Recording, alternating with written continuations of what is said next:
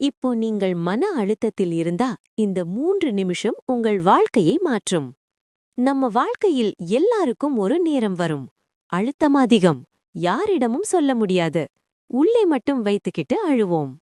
உண்மையை சொல்றேன், மன அழுத்தம் இல்லாத மனிதன் யாரும் இல்ல. பணம் இருந்தாலும் மன அழுத்தம் இருக்கும். பணம் இல்லாதவருக்கும் இருக்கும்.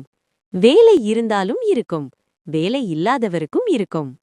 ஒரு மனிதன் புத்தரிடம் கேட்டான், என் மனசு எப்போதும் கவலையிலேயே இருக்கு.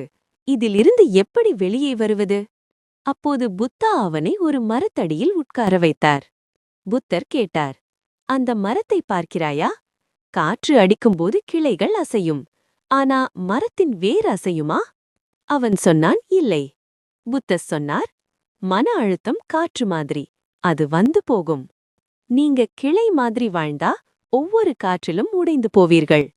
ஆனா நீங்க வேர் மாதிரி வாழ்ந்தா எந்த காற்றும் உங்களை நகர்த்த முடியாது. பிரச்சனையை நிறுத்த முடியாது. ஆனா உங்க உள்ளத்தை நிலையாக வைத்துக் கொள்ள முடியும். மன அழுத்தம் வருவது தவறு அல்ல. அதிலே அடிமையாக இருப்பதே தவறு. அதனால் மன அழுத்தம்தான் பிரச்சனை இல்ல. அதுக்குள்ள நாம மூழ்கி போறதுதான் பிரச்சனை. நீங்கள் பலவீனமில்லை, நீங்கள் மனிதர். வெளியே வர முடியும். ஒரு முடிவை எடுத்தால் போதும். நீங்கள் உடைந்து போகவில்லை, நீங்கள் சோர்ந்து போகவில்லை. நீங்கள் இன்னும் போராடிக் கொண்டிருக்கிறீர்கள். அதுதான் உங்கள் சக்தி. இன்னும் இப்படி மனசுக்கு பலம் தரும் வீடியோக்களுக்கு சப்ஸ்கிரைப் பண்ணுங்க.